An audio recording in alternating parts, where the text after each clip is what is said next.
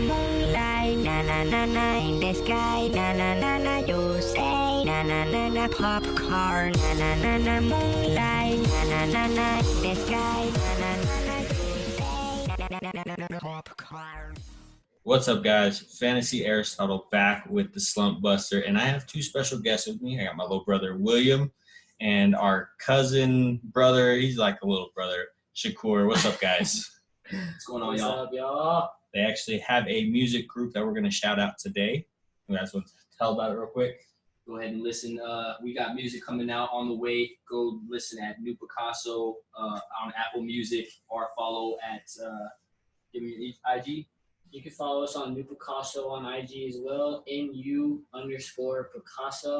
And so you'll find our IG page, you'll find all of our music, Spotify, Apple, Deezer, Pandora, Alexa. You can ask Alexa, she'll pop us up. So, yep, YouTube, every platform. We be busting slumps. So I'm actually getting ready to go camping.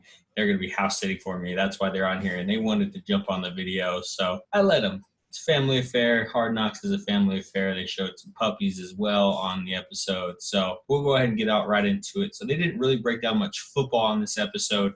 Very little football. It's more social commentary with the Jacob Blake shooting and the response of pro teams with the NBA, NFL, and MLB canceling games and practices. So on the Rams side, they really didn't get into much. They did show a couple cuts of a few players to bring in two new linebackers. They did touch on Van Jefferson, who is the son of Shawn Jefferson, who played in the NFL for 13 years. So they kind of touched on his backstory. But they did start out with the Rams this episode, and they showed Sean McVay's authentic reaction to the Jacob Blake shooting, where there was explicit filled lines because he was just so taken aback by the video, just like I feel like everybody was who watched that video, because it was a pretty graphic video. A lot of people were sharing the hell out of it, so I'm pretty sure you have seen it, whether you are sympathetic of it or not, or you're doing the victim blaming. It doesn't matter. Could have been handled better. That's what everybody was kind of protesting about with the game cancellation from Milwaukee Bucks and all of the NBA, also with the NFL canceling practices as well. On the Chargers side, they really didn't get into much football there as well. They did play the Mike Williams injury twice, just to kind of rub it into Chargers fans, because every year we have a terrible injury to start the year. We do have Derwin James going on IR because he has a torn meniscus, and then Mike Williams with the AC joint injury is going to be out 4 to 6 weeks. You can see them making fun of me as a Chargers fan because we always have injuries. But they can't talk because 8-8 Cowboys and Colts, who is now a Chargers fan because he has Philip Rivers, so he can't say anything all those years of talking crap about Philip Rivers. Now he has to cheer for him. All right. See, he has to cheer for him, so he's a Chargers fan now. They did do the goal line jumps for the Chargers, which is pretty cool because they did it last year. Austin Eckler got up to the bucket and 5 bags, which was actually taller than he was. And they did shout out the GOAT of running backs, LaDainian Tomlinson, who was really good at jumping over players on the goal line. You could see Colts fans trying to play it off like he wasn't a fan of LT back in the day. I grew up on LT, baby. See, Edgerrin James. See, Colts fans, they just suck. The one really cool thing that they did break down on the Chargers that I kind of got back into was Braden's story. His dad was the mascot for the Hawaiian Warriors football team, and they did actually show his haka, which was actually really cool. I do like watching the hakas of like the all-black team, New Zealand rugby team. Actually really cool to watch. When they do it, they're honoring their heritage. They're actually also honoring the team that they're playing, showing that they respect them enough to do that warrior chant for them. So if you haven't seen a all-black haka dance, look it up. They also have one with the New Zealand national basketball team against the USA in the Olympics. That one is really cool as well.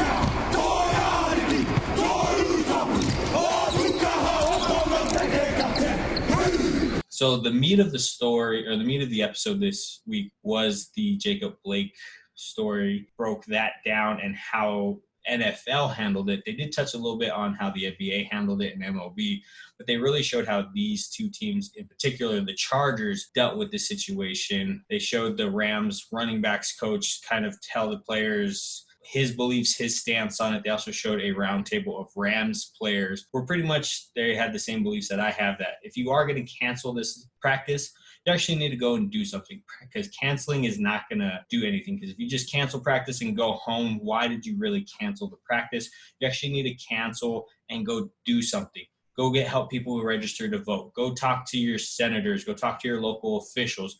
Do something to actually change the systemic racism that we have in this country. Not just, all right, we canceled, we did the protest, but actually use something with that platform that you have to further social justice, to further systemic racism change, to do something to actually get change in this country, because we do need something to happen in this country. When the episode that we're breaking down is 50% politics, guess what? We're going to have to break it down. And I know I have a different viewpoint, as many people do, because I did grow up in a mixed house. As you can see, my brother is African-American. Our cousin, brother, whoever the heck Cuckoo is, he is African-American as well. He's been around since, what, you were born? Yeah. Pretty much. So I have a different viewpoint. I know my viewpoints are very unique to me because I see both sides. I do have white family and I do have black family. I was raised by William's dad, who is an African-American. So I do see both viewpoints, and I do see that we need change in this country. So really with that, we'll just go ahead and get out of here, because I don't want to get too political, but do go out there and vote. Do go out there, research everything, get out and do something to help change. Doesn't matter if you support Black Lives Matter or not, you still should do something to change, especially with police violence, police brutality. It's not just a white on black crime. There are cases of white on white crime and police brutality. So get out and do something, change, vote, sign petitions, donate, do something to get out there and change your community, because when we all flourish, the world's a better place. So next week's probably going to be all about cuts. They are going to get down from that 80-man roster to the 53-man roster. So we'll see you next week without these two knuckleheads, probably, because, you know, they're not going to be house sitting for me much longer, just this weekend, so we can go camping. So that's it. Guys, one more shameless plug. Well, you guys already know, go follow us at New Picasso on IG _. But make sure with everything that he's saying, just do your research, guys. A lot of people are blind to the fact of what's going on. So I would say just do your research and make sure you know where you stand, and don't just kind of go out there saying whatever because everybody else is.